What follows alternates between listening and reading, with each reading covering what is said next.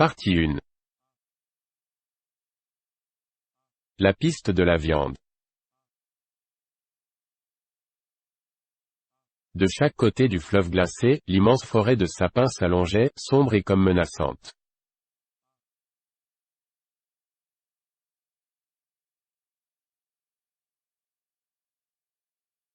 Les arbres, débarrassés par un vent récent de leur blanc manteau de givre, semblaient s'accouder les uns sur les autres, noirs et fatidiques dans le jour qui pâlissait.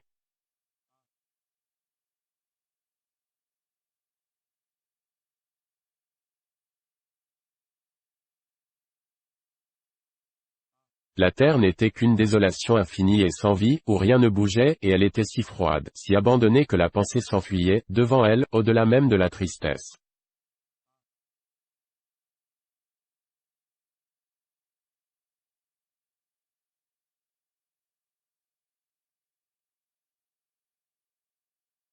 Une sorte d'envie de rire s'emparait de l'esprit, rire tragique comme celui du sphinx, rire transi et sans joie.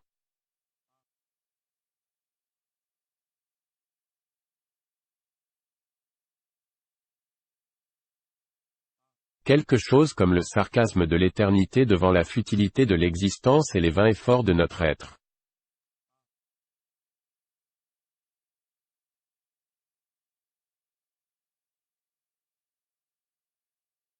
C'était le Wild. Le Wild farouche, glacé jusqu'au cœur, de la terre du Nord.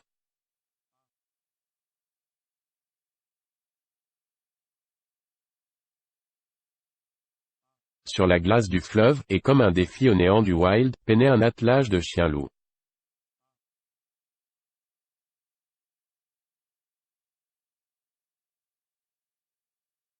Leur fourrure, hérissée, s'alourdissait de neige. À peine sortis de leur bouche, leur souffle se condensait en vapeur pour geler presque aussitôt et retomber sur eux en cristaux transparents, comme s'il avait écumé des glaçons.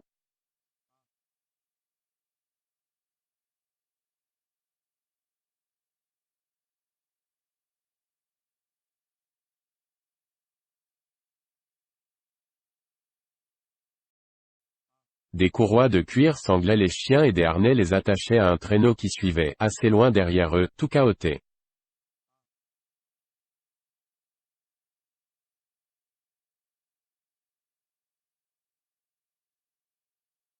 Le traîneau, sans patins, était formé d'écorces de bouleaux solidement liées entre elles, et reposait sur la neige de toute sa surface.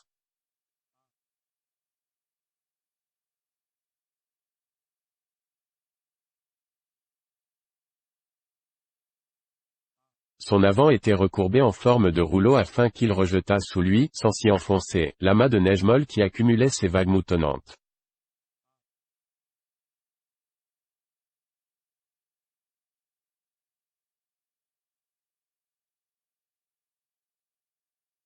Sur le traîneau était fortement attachée une grande boîte, étroite et oblongue,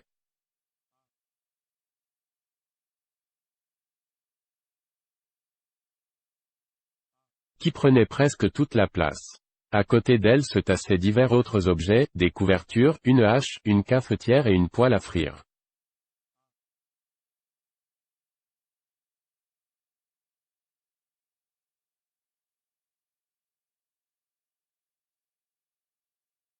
Devant les chiens, sur de larges raquettes, peinait un homme et,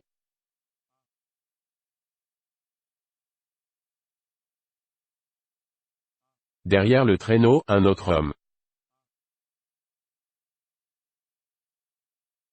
Dans la boîte qui était sur le traîneau, en gisait un troisième dont le souci était fini. Celui-là, le Wild l'avait abattu, et si bien qu'il ne connaîtrait jamais plus le mouvement et la lutte.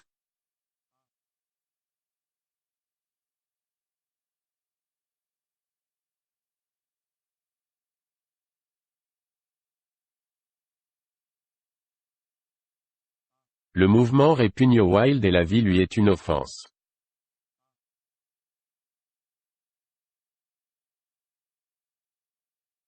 Il congèle l'eau pour l'empêcher de courir à la mer, il glace la sève sous l'écorce puissante des arbres jusqu'à ce qu'ils en meurent et, plus férocement encore, plus implacablement, il s'acharne sur l'homme pour le soumettre à lui et l'écraser. Car l'homme est le plus agité de tous les êtres, jamais en repos et jamais là, et le Wild est le mouvement.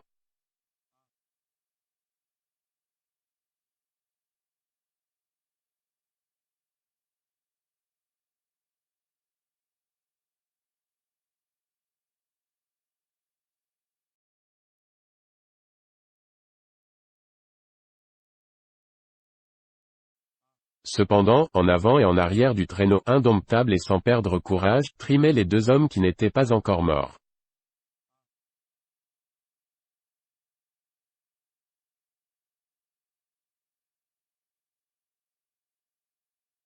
Ils étaient vêtus de fourrure et de cuir souple, tanné.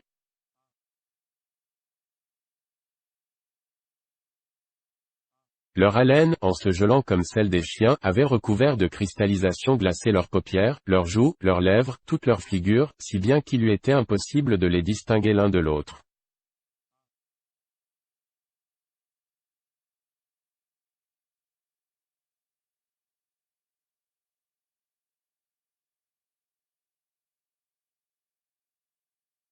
On eût dit des croque-morts masqués conduisant, en un monde surnaturel, les funérailles de quelques fantômes.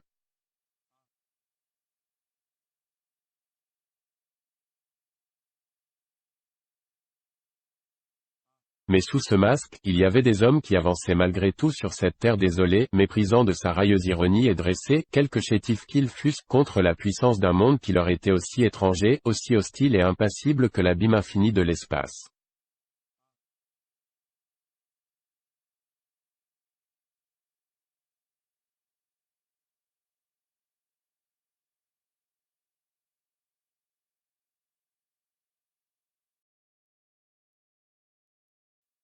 Ils avançaient, les muscles tendus, évitant tout effort inutile et ménageant jusqu'à leur souffle.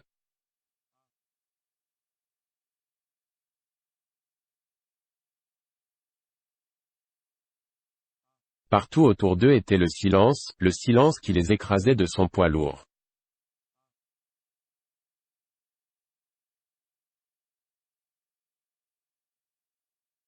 Comme pèse l'eau sur le corps du plongeur au fur et à mesure qu'il s'enfonce plus avant aux profondeurs de l'océan.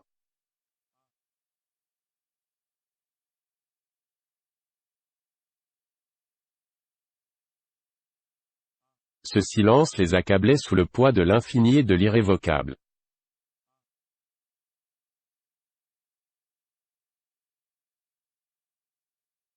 Il pénétrait les plus obscurs recoins de leur conscience, en éliminait, comme le jus d'un fruit que l'on presse, toute prétention et toute vaine exaltation, ces faux semblants de l'âme humaine, les réduisant ainsi à ce qu'ils étaient réellement, deux grains de poussière ni très adroits ni très malins, livrés aux déchaînements aveugles des forces naturelles.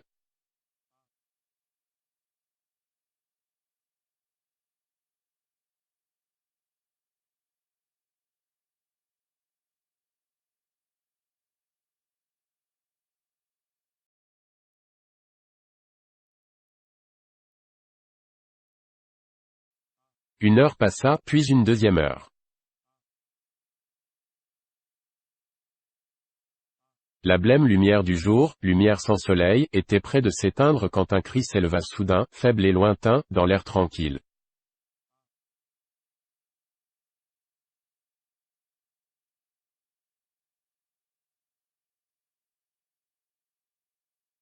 Ce cri se mit à grandir par saccades jusqu'à ce qu'il eût atteint sa note culminante.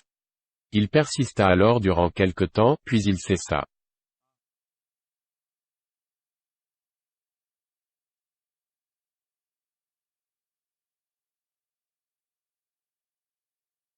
Sans la sauvagerie farouche dont il était empreint, on aurait pu le prendre pour l'appel d'une âme errante. C'était une clameur ardente et bestiale, une clameur affamée et qui requérait une proie.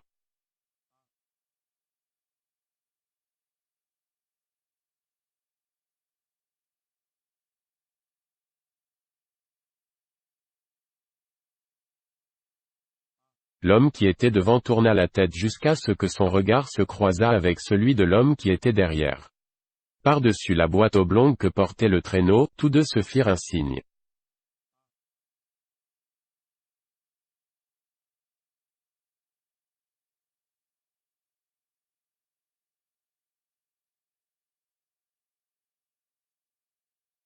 Un second cri perça le silence. Les deux hommes en situèrent le son. C'était en arrière d'eux, quelque part en la neigeuse étendue qu'ils venaient de traverser.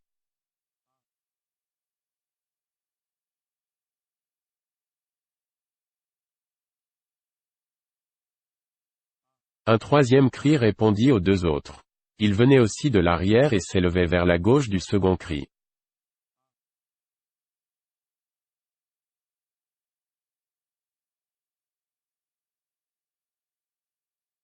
Ils sont après nous, Bill, dit l'homme qui était devant.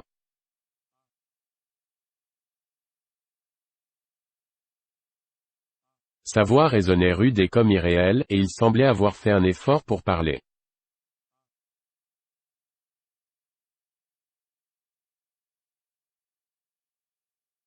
La viande est rare, repartit son camarade.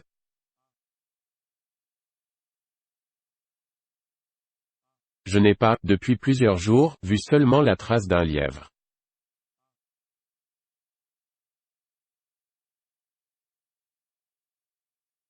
Ils se turent ensuite. Mais leur oreille demeurait tendue vers la clameur de chasse qui continuait à monter derrière eux.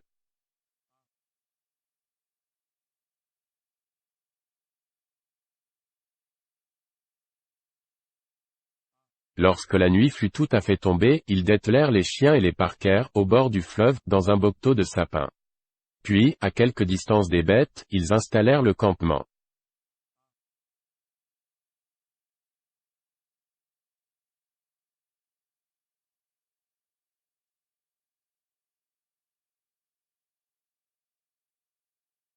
Près du feu, le cercueil servit à la fois de siège et de table. Les chiens-loups grondaient et se querellaient entre eux, mais sans chercher à fuir et à se sauver dans les ténèbres.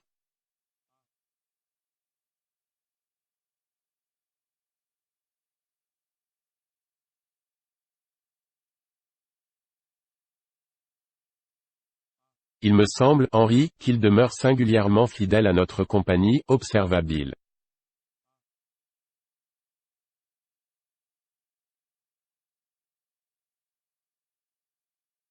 Henri, penché sur le feu et occupé à faire fondre un peu de glace pour préparer le café, approuva d'un signe.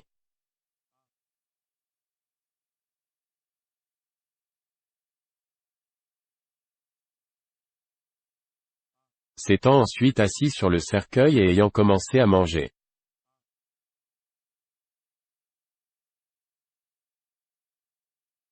Ils savent, dit-il, que près de nous leurs peaux sont sauves, et ils préfèrent manger qu'être mangés.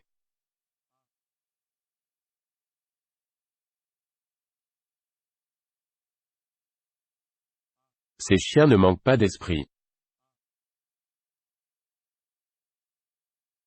Bill secoua la tête. Oh, je n'en sais rien. Son camarade le regarda avec étonnement.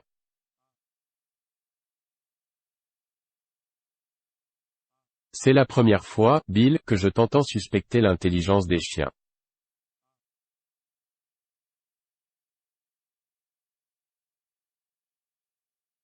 As-tu remarqué, reprit l'autre en mâchant des fèves avec énergie, comme ils se sont agités quand je leur ai apporté leur dîner?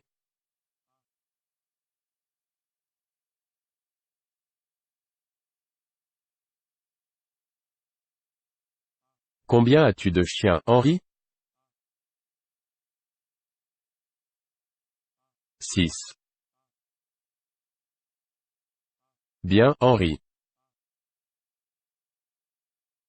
Bill s'arrêta un instant, comme pour donner plus de poids à ses paroles.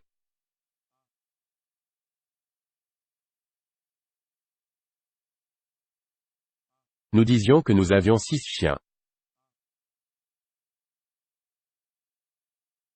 J'ai pris 6 poissons dans le sac et j'en ai donné un à chaque chien, et bien je me suis trouvé à court d'un poisson.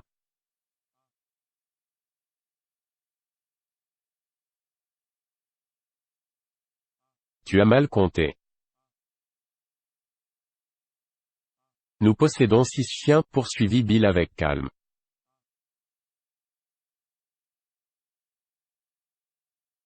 J'ai pris 6 poissons et n'a qu'une oreille n'en a pas eu.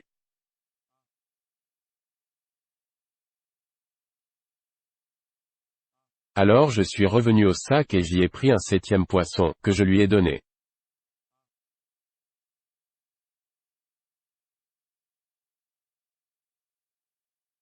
Nous n'avons que 6 chiens, répliqua Henri.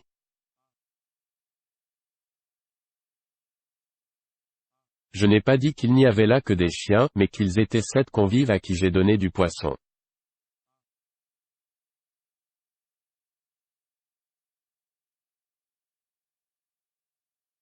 Henri s'arrêta de manger et, par-dessus le feu, compta de loin les bêtes.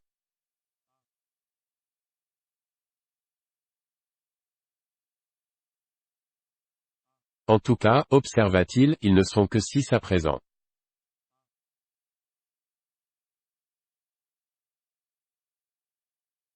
J'ai vu le 7e convive s'enfuir à travers la neige.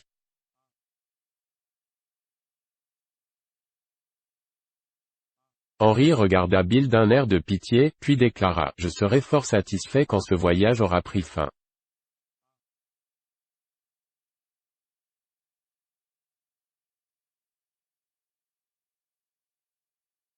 Qu'entends-tu par là, Tiret?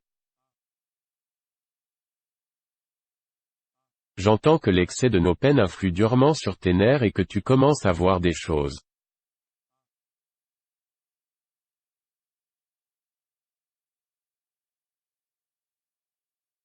C'est ce que je me suis dit tout d'abord, riposta Bill avec gravité.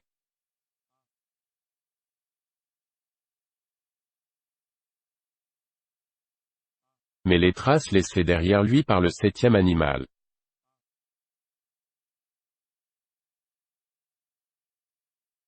sont encore marquées sur la neige.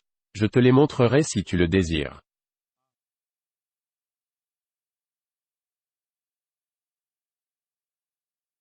Henri ne répondit point et se remit à manger en silence. Lorsque le repas fut terminé, il l'arrosa d'une tasse de café et,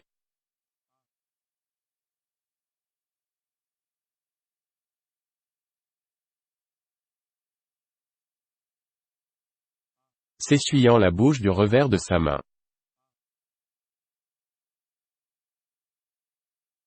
Alors, Bill, tu crois que cela était? Jaillissant de l'obscurité, à la fois lamentable et sauvage, un long cri d'appel l'interrompit.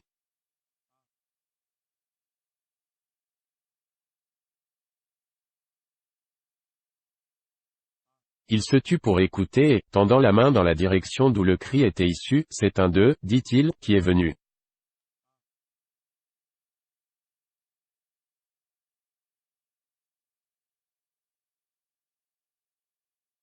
Bill approuva de la tête. Je donnerais gros pour pouvoir penser autrement. Tu as remarqué toi-même quel vacarme ont fait les chiens.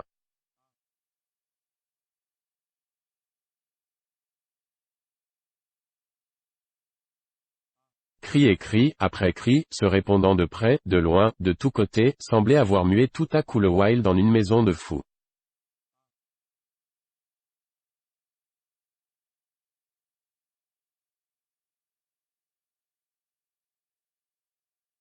Les chiens, effrayés, avaient rompu leurs attaches et étaient venus se tasser les uns contre les autres autour du foyer, si près que leurs poils en étaient roussis par la flamme.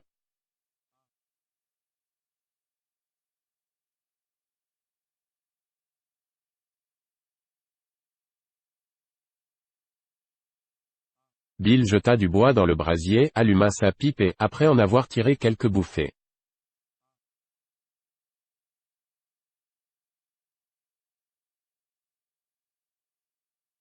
À mon avis, c'est simplement que tu es un peu déprimé, dit Henri, tu vois. Bill tira pensivement sur sa pipe pendant quelques instants avant de reprendre.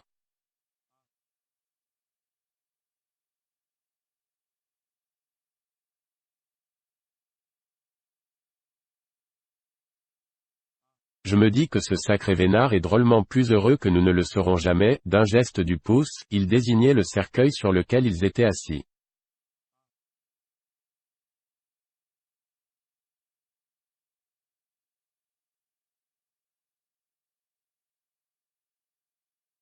Toi et moi, Henri, quand nous mourrons, ce sera déjà bien assez beau si l'on trouve seulement quelques pierres à mettre sur nos carcasses pour tenir les chiens à l'écart.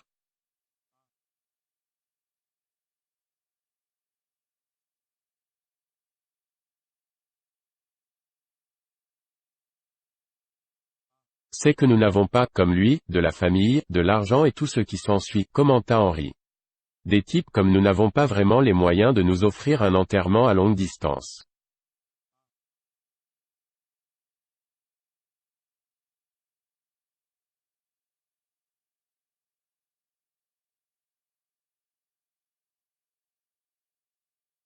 Ce qui me dépasse, c'est qu'un gaillard comme celui-ci, qui était dans son pays un lord ou quelque chose d'approchant et qui n'a jamais eu à trimarder pour la niche et la pâtée, ait eu l'idée de venir traîner ses guêtres sur cette fin de terre abandonnée de Dieu.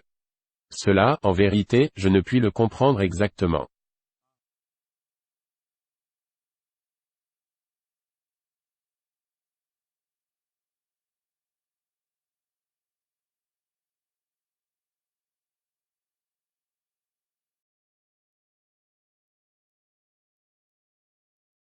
Il aurait pu se faire de vieux os s'il était demeuré chez lui, approuva Henri.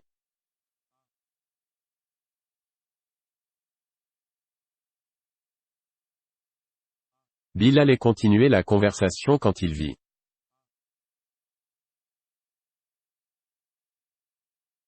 Dans le noir mur de nuit qui se pressait sur eux et où toute forme était indistincte, une paire d'yeux brillants comme des braises.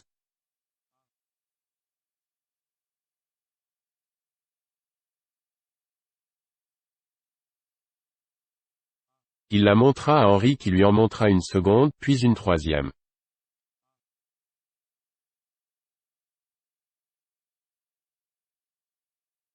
Un cercle d'yeux étincelants les entourait, par moments, une de ces paires d'yeux se déplaçait ou disparaissait pour reparaître à nouveau l'instant d'après.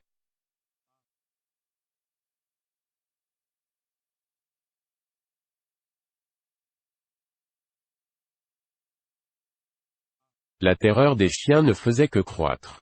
Ils bondissaient, affolés, autour du feu où venaient, en rampant, se tapir entre les jambes des deux hommes.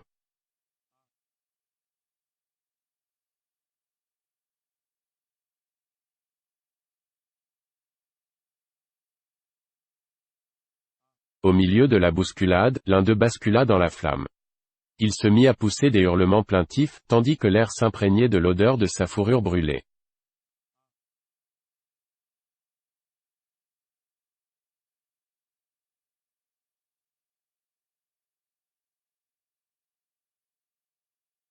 Ce remue-ménage fit se disperser le cercle de prunelles qui se reforma une fois l'incident terminé et les chiens calmés.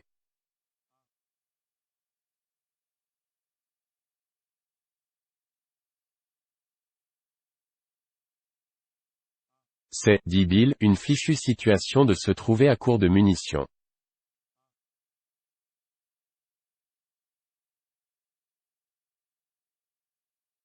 Il avait achevé sa pipe et aidait son compagnon à étendre un lit de couverture et de fourrure sur des branches de sapin préalablement disposées sur la neige.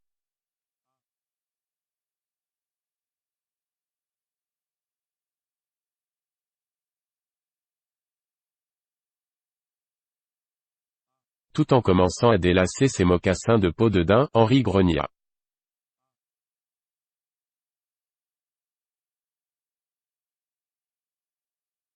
Combien dis-tu, Bill, qu'il nous reste de cartouches?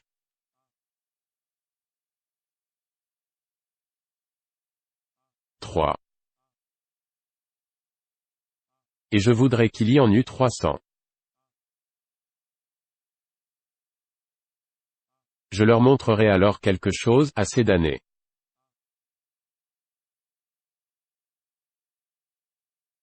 Il secoua son poing, avec colère, vers les yeux luisants. Puis ayant enlevé à son tour ses mocassins, il les déposa soigneusement devant le feu.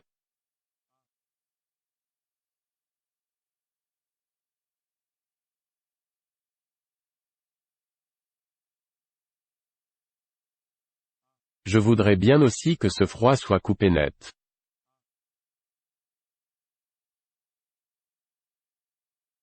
Nous avons eu 500 sous zéro depuis 2 semaines.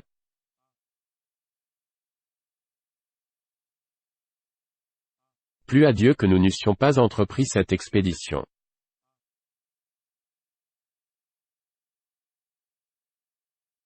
Je n'aime pas la tournure qu'elle prend, sa cloche, je le sens.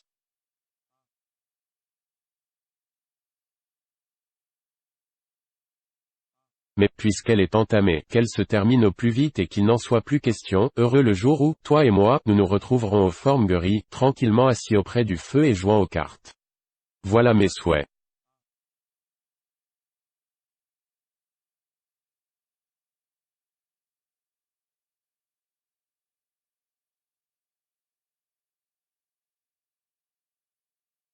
Henri poussa un nouveau grognement et se glissa sous la couverture.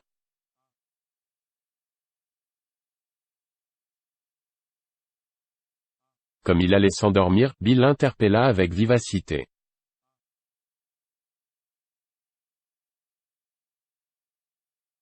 Dis-moi, Henri, c'est un truc qui est venu se joindre à nos bêtes et attraper un poisson, pourquoi, dis-moi, les chiens ne lui sont-ils pas tombés dessus? C'est là ce qui me tourmente.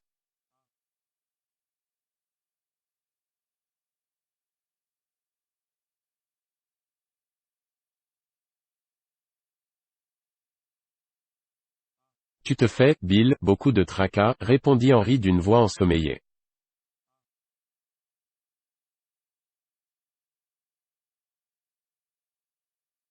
Tu n'étais pas ainsi autrefois. Tu digères mal, je pense.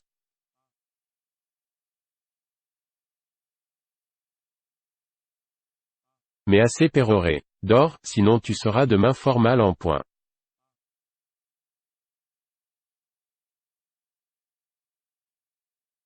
Tu te mets sans raison la cervelle à l'envers.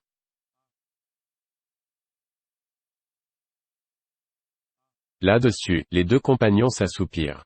Ils soufflaient lourdement, côte à côte sous la même couverture.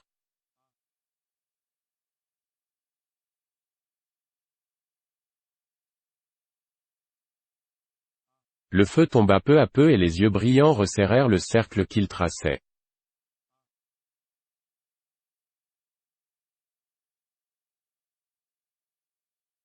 Dès que deux d'entre eux s'avançaient plus près, les chiens grondaient, apeurés et menaçants à la fois.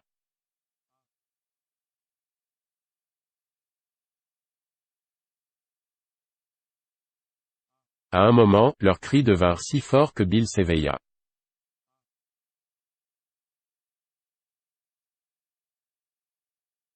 Il sortit des couvertures avec précaution afin de ne pas troubler le sommeil de son camarade, et renouvela le bois du foyer.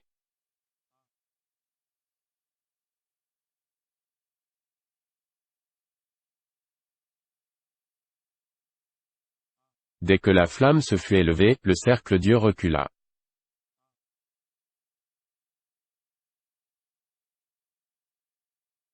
Bill jeta un regard sur le groupe des chiens.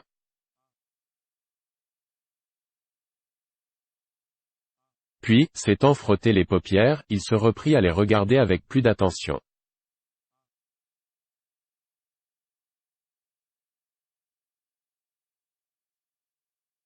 Après quoi, s'étant coulé sous la couverture.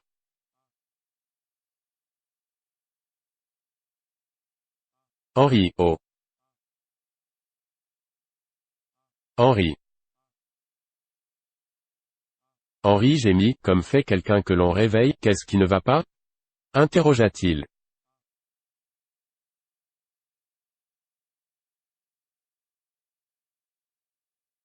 Rien. Mais je viens de les compter, et ils sont encore 7.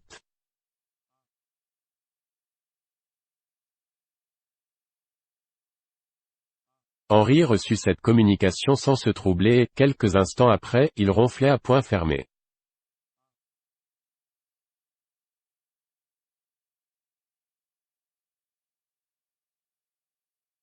C'est lui qui, le matin venu, s'éveilla le premier et tira hors des couvertures son compagnon.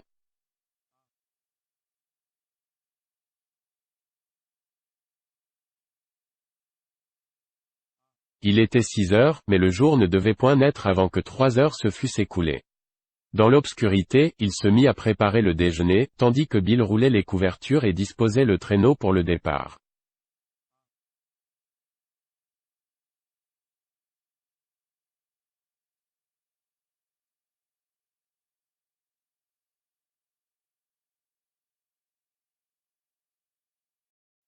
Dis-moi, Henri, demanda-t-il soudainement, combien de chiens prétends-tu que nous avons?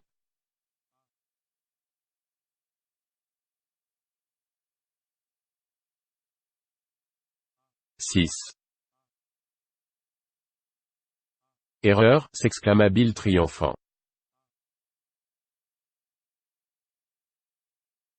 7. De nouveau, questionna Henry. Non, 5. 1 est parti. Enfer. Cria Henry avec colère, et quittant sa besogne pour venir compter ses chiens.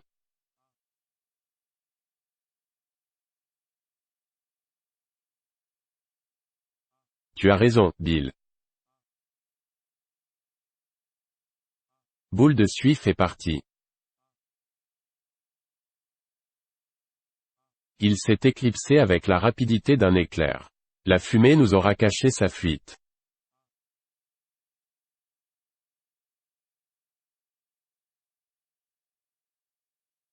Ce n'est pas de chance pour lui ni pour nous. Ils l'auront avalé vivant. Je parie qu'il hurlait comme un damné, en descendant dans leur gosier. Malédiction sur eux.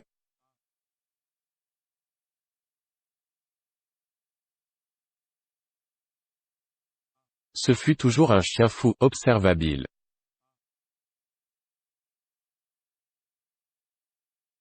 Si fou qu'il soit, comment un chien a-t-il été assez fou pour se suicider de la sorte?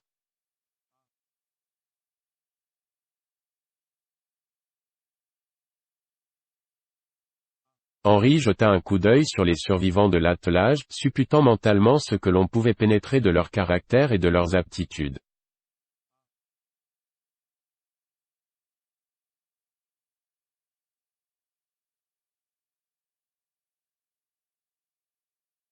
Pas un de ceux-ci, je le jure bien, ne consentirait à en faire autant.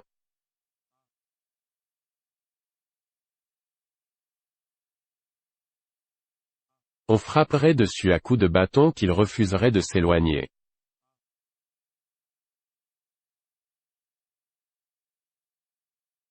J'ai toujours pensé et je le répète, dit Bill, que Boule de Suif avait la cervelle tant soit peu fêlée.